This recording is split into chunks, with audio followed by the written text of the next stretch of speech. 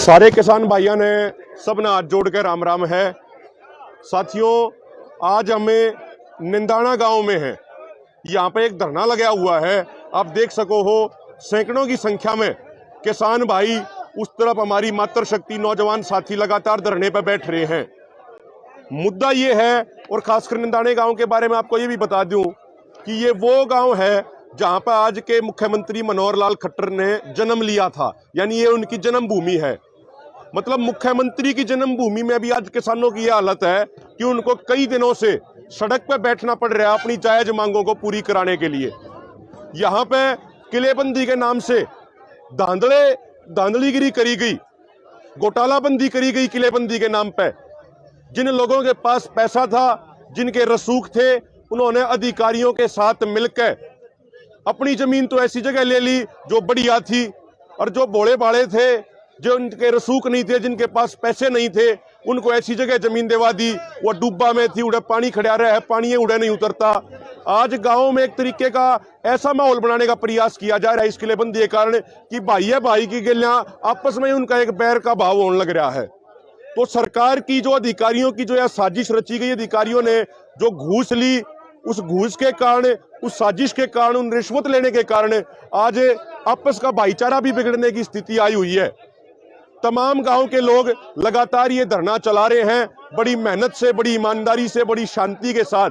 यहाँ पर रोजाना हजारों किसान इकट्ठे होते हैं, मातृशक्ति इकट्ठी होती है, और इनकी ये मांग है कि जिन भी कर्मचारियों ने, जिन भी अधिकारियों ने रिश्वत लेके गलत तरीके का काम करा, उनके ऊपर सख्त से सख्त कार्रवाई होनी चाहिए, उनको जेल में भेजा जाना चाहिए। और एक तरीके से ऐसे अधिकारियों ने देशद्रोह, समाजद्रोह का काम किया है, क्योंकि एक तो काम गलत कर दिया और दूसरा उस गलत काम के कारण भाईचारा बिगड़ने की भी स्थिति आ गई है। इन्होंने पिछले शुक्रवार को ही गांव वालों ने इकट्ठे होकर हरियाणा के मुख्यमंत्री को अपना ज्ञापन भी दिया था। उसमें इन्होंने अपनी मांग भी करी थी कि भाई जो 90% हैं जो नए उसमें करे गए हैं वो गलत हैं। जिस तरीके से जहां पे पहले कई दशकों से जो किसान जहां पे खेती करते आ रहे हैं, उनको वहीं पे जमीन दे दी जाए। जो इनकी मांग थी कि भाई रास्ते होने चाहिए, नाली की बढ़िया व्यवस्था होनी चाहिए, वो तो करी नहीं। जो जायज मांग थी किसानों की, उस पर कोई कार्रवाई नहीं करी गई, लेकिन उसके नाम पे लोगों के साथ बहुत गलत तरीके का काम किया गया।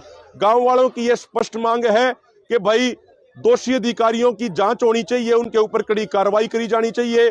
जहां पे जिसका कब्जा है, जो अपनी कई दशकों से जहां पे जिस जमीन पे खेती कर रहा है, उसका वहीं पर उसकी जमीन रहने देनी चाहिए, और नाली की, रास्तों की अच्छी व्यवस्था होनी चाहिए। तो मैं हरियाणा के भी तमाम अपने किसान साथियों से, किसान संगठनों के प्रधानों से ये हाथ जोड़ के भी ये निवेदन करता हूं मैं कि वो भी समय निकाल के इस धरने पे आए, इस गांव के लोगों का, इस गांव के किसानों का उत्साहवर्धन करें। इस गांव का पूरे किसान आंदोलन में 13 महीने तक विशेष योगदान रहा।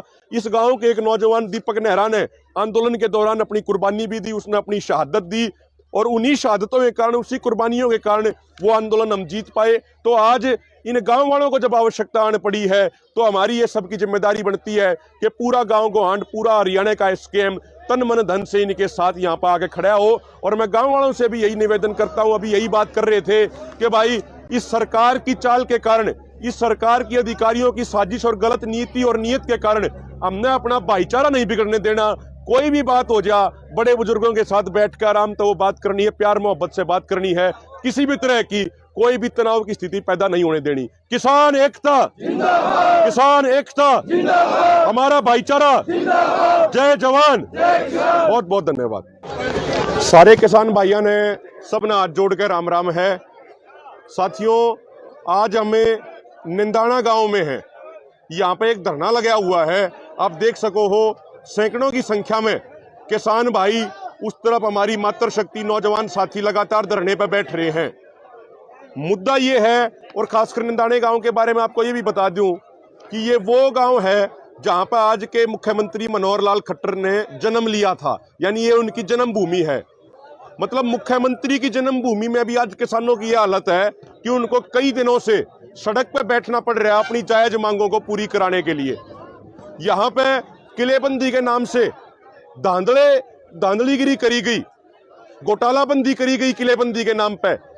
जिन लोगों के पास पैसा था, जिनके रसूख थे, उन्होंने अधिकारियों के साथ मिलकर अपनी जमीन तो ऐसी जगह ले ली जो बढ़िया थी, और जो भोले भाले थे, जो उनके रसूख नहीं थे, जिनके पास पैसे नहीं थे, उनको ऐसी जगह जमीन दिवा दी। वो डूबा में थी, उड़े पानी खड़ा रहा है, पानी उड़े नहीं उतरता। आज गांव में एक तरीके का ऐसा माहौल बनाने का प्रयास किया जा रहा है इस किलेबंदी के कारण कि भाई है भाई की गिलियां आपस में उनका एक बैर का भाव होने लग रहा है। तो सरकार की जो अधिकारियों की जो यह साजिश रची गई, अधिकारियों ने जो घूस ली, उस घूस के कारण, उस साजिश के कारण, उन रिश्वत लेने के कारण आज आपस का भाईचारा भी बिगड़ने की स्थिति आई हुई है।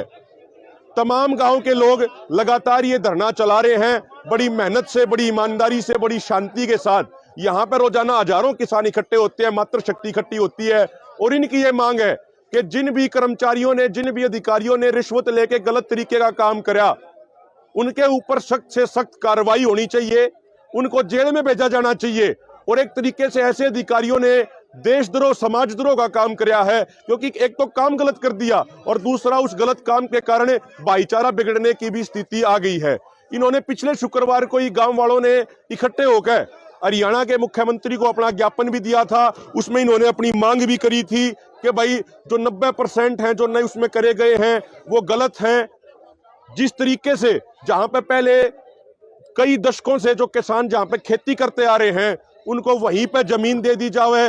जो इनकी मांग थी कि भाई रास्ते होने चाहिए, नाली की बढ़िया व्यवस्था होनी चाहिए, वो तो करी नहीं। जो जायज मांग थी किसानों की उस पर कोई कार्रवाई नहीं करी गई, लेकिन उसके नाम पे लोगों के साथ बहुत गलत तरीके का काम किया गया। गांव वालों की यह स्पष्ट मांग है कि भाई दोषी अधिकारियों की जांच होनी चाहिए, उनके ऊपर कड़ी कार्रवाई करी जानी चाहिए। जहां पे जिसका कब्जा है, जो अपनी कई दशकों से जहां पे जिस जमीन पे खेती कर रहा है उसका वहीं पर उसकी जमीन रहने देनी चाहिए, और नाली की, रास्तों की अच्छी व्यवस्था होनी चाहिए।